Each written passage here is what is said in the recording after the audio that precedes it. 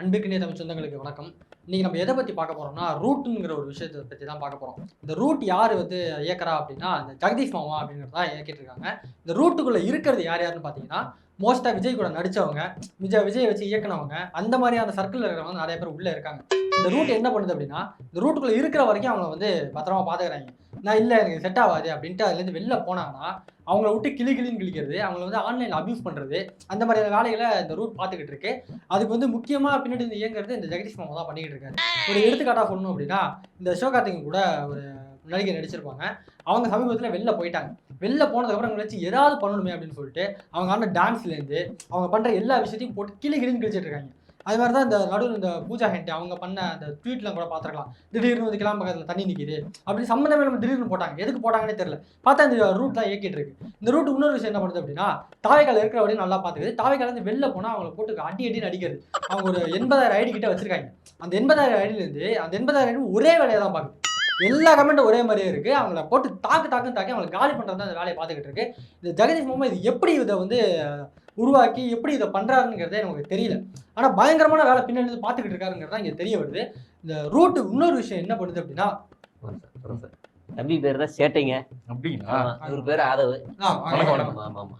பாக்கணும் நிறைய சமூக சேவையோட நிறைய செஞ்சுட்டு இருக்கீங்க. ஆமாம்மா நிறைய வீடியோல பண்ண நம்மளதான் அதிகமா அடிக்கிறீங்க வேற. ஆமா இந்த மாதிரி பண்ணப்பட்ட அடிக்கணும் தோணும். இதுவே இல்லைன்னா நீங்க பார்த்து என்ன நம்ம ஆளுங்க அரசாங்கத்தை அடுக்கிறதான் ஜனநாயகம் அதெல்லாம் பார்க்கணும். ஆமா நீங்க இனிமே எங்களை அடிக்க பட் ஆனா கம்மியா அடிங்கன்றாங்க. ஏன்னா நீங்க அடிக்க வேண்டிய அங்க அடிங்க, இவரை கொஞ்சம் கம்மியா அடிங்க.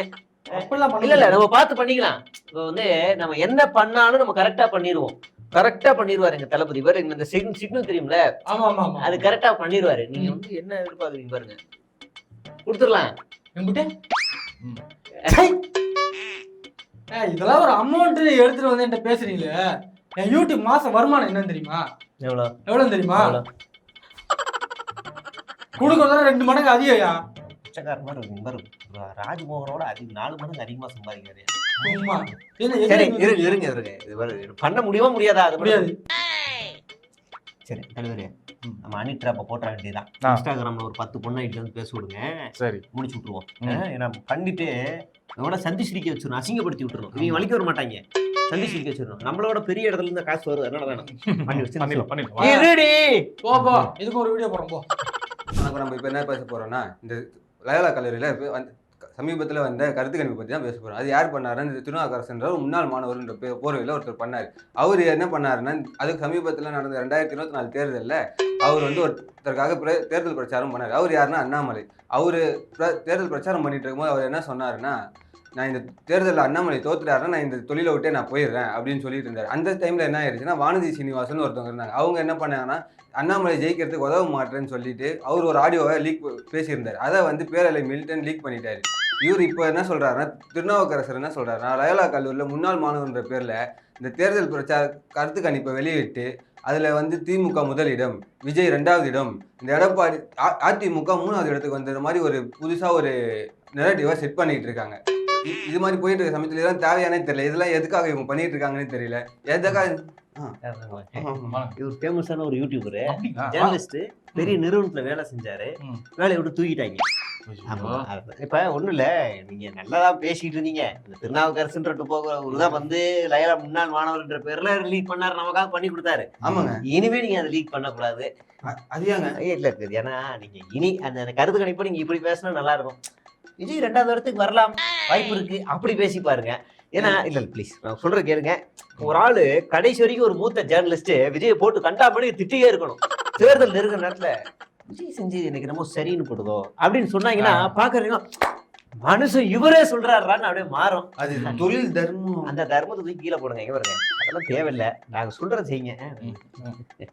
நம்ம என்ன பண்றத பண்ணிக்கலாம்.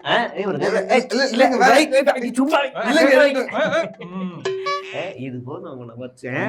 இந்த மாதிரி மாசம் 10 கவர் ரெடியா பண்ணிக்கலாங்க தயவு செய்து நீங்க அந்த மாதிரி பண்ணிக்கலாம் சரி. வச்சுக்கிட்டு இல்ல, ஒரு இது நாளைக்கு ஒரு correct ஆ சும்மா தெரியல. அது வைங்க, அது பண்ண வைங்க. முடியாது. அது வைங்க பாத்துக்கலாம் வைங்க எல்லாம் பண்ணிடுவோம் ஏன்னா நாளைக்குலாம் விஜய்னா நம்ம டெபுட்டி சீஃப் மினிஸ்டர் ஆஃப் இந்தியான்னு சொல்லுவாப்ல பாத்துக்கலாம் இல்ல நீங்க வைங்க சார் இன்னொரு பாருங்க எல்லாம் பண்ணிக்க பாருங்க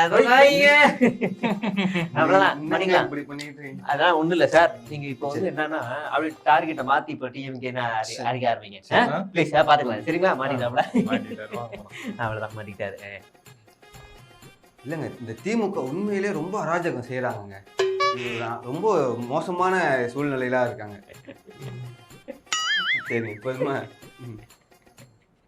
வாங்க வாங்க இவங்க பெரிய ஜேர்னலிஸ்ட் அவங்க விமன் ஜேர்னலிஸ்ட் ஆமா மன்றம்லாம் பாத்திருப்பீங்கல்ல அந்த 4 பேர் எல்லா பாட்டுல உட்காரச்சு நல்லா பண்ணுவாங்க வணக்கம் வணக்கம் மோடி வரைக்கும் இன்டர்வியூ எடுத்தாங்க ஆமா மேடம் நீங்க பாருங்களேன் ஒரு சைடு பாருங்களேன் வேலுநாச்சியார் மாதிரி இருக்காங்க ஆமா ஆமா ஆமா ஆமா உங்க பேச்செல்லாம் பாக்குறதுக்கு வீரமங்கை இவங்க மாதிரி இருக்கு அஞ்சலியம்மாள் மாதிரி ஆமா ஆமா சூப்பரா பண்றீங்க நல்லா பண்றீங்க மேடம் சூப்பரா பண்றீங்க ரொம்ப நன்றி சார். மேடம் நீங்க அவசியம் எங்க வாய்ஸ் ஆஃப் கமா சேனலுக்கு வரணும் வாய்ஸ் ஆஃப் ஆச்சரியக்குறின்னு கேள்விப்பட்டேன்.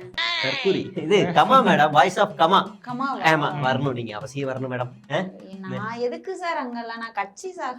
இல்ல மேடம் ப்ளீஸ் மேடம் நீங்க வந்தா போதும் எங்க ஆபீஸ்க்கு வந்துட்டு போங்க ஒரு காஃபி மட்டும் சாப்பிடுவோம் எந்த ஆபீஸ்க்கும் போறது இல்ல இல்ல மேடம் ப்ளீஸ் மேடம் ப்ளீஸ் எங்களுக்காக வாங்க தளபதிக்காக வாங்க ஆக்சுவலா விஜய் வந்து உங்கள்ட்ட ஐடியாலஜி எல்லாம் கேட்கணும்னு ஆசைப்படுறாரு எப்படி இப்படிலாம் போல்டா பேசுறீங்க உங்கள்ட்ட இருந்து ஒரு ஸ்ட்ராட்டஜியை வாங்கணும்னு நினைக்கிறாரு ஆமாமா நீங்க உங்க அவரு பெரிய ஆள் நீங்க கூட கேட்கறாருன்னா பாருங்க நீங்க வந்தா போதும் ஆபீஸ் வந்தா போதும் ஏன்னா நீங்க பேசுற அந்த டோன் வந்து நல்லா அவரு பாக்குறாங்க உங்கள்ட்ட இருந்து சில பொலிட்டிக்கல் ஐடியா எல்லாம் வாங்கலாம்னு நினைக்கிறாரு கொஞ்சம் வந்துருக்கோங்க மேடம் இவ்வளவு கூப்பிடுறதுனால வரேன் ஒரு காஃபி மட்டும் குடிச்ச உடனே கிளம்பி okay okay madam okay CCTV எல்லாம் ஆன் பண்ணிருங்க எடுத்து போறது ஒரு பேர் எடுத்து வச்சுக்கலாம் வந்துருங்க மேடம் ப்ளீஸ் மேடம் வந்துருங்க கண்டிப்பா வரணும் வந்தே ஆகணும் சரிங்களா மாஸ்க் போடாம வாங்க வந்துருங்க சரிங்களா வந்துருங்க மேடம் வந்துருவாங்க ஐயோ விஜய்ல புசியானது உங்ககிட்ட கேட்டாரா எப்படி அரசியல்ல என்ன இந்த பொண்ணு அப்படின்னு அவருக்கும் நீங்க சொல்லி தர வேண்டியிருக்கு ஆமா வந்துடுறீங்களா போமா டைம் ஆயிடுச்சு மக்கள் மன்றத்துல பேசுறதுக்கு ஆள் வேணும்னு கேட்டேன் எங்க நம்ம கட்சி சார்பாவா என்ன பெருசா ரெடியா அவ்வளவு ப்ராடக்ட் இப்பதான் ரெடி பண்ணிருக்கோம் பண்ணிக்கலாம் ஆனா பண்ணிக்கலாம் ஏ மணி ரமேஷ் உமேஷ் இங்க ஓடியாங்க பஞ்சிராது இரு கிடைச்சிடாது பாருங்க உங்களதான்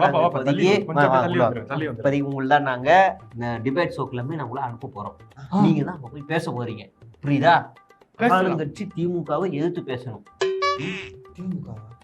என்னங்க திமுகனா என்னங்க கட்சி பேரே தெரியாம அதான் ஒண்ணும் இல்லைங்க அவங்களுக்கு தெரிஞ்சதுல நம்ம கட்சி மட்டும்தான் அந்த அளவுக்கு அவங்க ட்ரெயினா இருக்காங்க கொள்கையில உறுதியா இருக்காங்க ஆமா நீங்க அதிமுகவை டச் பண்ண கூடாது அப்படி மனசுல வச்சுக்க அதிமுகனா ஒரு தாமரை பூ மாதிரி இருக்கும் அந்த கட்சி அந்த கட்சியை நீங்க ட்ரோல் பண்ண கூடாது விமர்சனம் பண்ண கூடாது கடைசி வரைக்கும் திமுக அதான் மண்டை ஏத்திட்டியா என்னெல்லாம் கேட்கிறோம் அப்பெல்லாம் நீங்க வந்து நம்மள டார்கெட் பண்ணா 4 விஷயம் வேங்க வேலு போனியா கள்ளச்சாராயம் போனியா ஆட்சியில ஊழல் நடக்குது இங்க போராட்டம் நடக்குது அவ்வளவுதான் சரியா இதை மட்டும் நீங்க டைவர்ட் பண்ணி அன்னைக்கு அந்த பட்டிமன்றத்தை போட்டுருணும் மீறி உங்களுக்கு பாயிண்ட் தெரியாம உங்களை திக்கர் திறனா அடிச்சாங்கன்னா கீழே நாங்க ஒரு 10 பேரை செட் பண்ணிருக்கோம் அவங்க உங்களை காப்பாத்துவாங்க அப்படின்னு கத்தி காப்பாத்துவாங்க மை பாய்ஸ் சரியா வருவாங்களா என்னங்க நீங்க இப்ப பாருங்க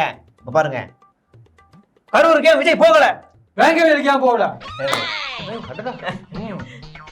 பாருங்க பாதிக்கப்பட்ட மக்களை வீட்டுக்கு தான் கூடுவீங்களா கள்ளச்சாராயம் மருந்து போனாரா பரவாயில்லப்பா பாஜக அடிச்சா கூட இவங்க மட்டும் கொடுப்பாங்கன்னா பாருங்களேன் மணிப்பூருக்கே மோடி போகல அவ்வளவு போராட்டம் நடந்துச்சு அதுக்கே போகல இது போதையா இது போதும் தலைவரே 10 அடுத்த 4 எலெக்ஷன் ஓட்டுவோம் இப்போது 4 பாயிண்ட் வச்சு ஓட்டிடுவோம் தம்பி மணி தம்பி குமேஷ் நீங்க எல்லாரும் தான் பெருசா வைக்கணும் பாத்துக்கோங்க எடுக்கும் மணி இருக்காரு பிச்சைக்காரத்துக்குள்ள என்ன செய்யும்னா போன தேர்தலுக்கு திமுக வேலை செஞ்சுச்சு மேன்ஷன்ல தங்குற பசங்க எல்லாருக்குமே நீங்க ஒரு நாளைக்கு தேர்தல் வேலைக்கு வந்தா 200 ரூபா 300 ரூபா கொடுப்பாங்க அந்த 300 ரூபாய் 200 ரூபாயை திருடிட்டு 100 ரூபாயை வந்து எல்லாரும் கையில கொடுத்து வேலை செஞ்ச பையன் இன்னைக்கு வந்து நியாயம் பத்தி பேசியிருக்கா பிச்சைக்காரன் அதுவும் காலையில ஒரு எம்எல்ஏ திமுக எம்எல்ஏ மதியானம் ஒரு திமுக எம்எல்ஏன்னு மாறி உழைச்சு ஜெயிக்க வச்சாப்ல இன்றைக்கு வந்து இங்க வேலை செய்யுது பதவி கொடுக்கல வேற எங்கேயாவது நாளைக்கெல்லாம் வேற எங்கேயா போயிருவாங்க போல இருக்கு சரி போமா அடுத்த ஜேர்னலிஸ்ட் பாப்போம் வாங்க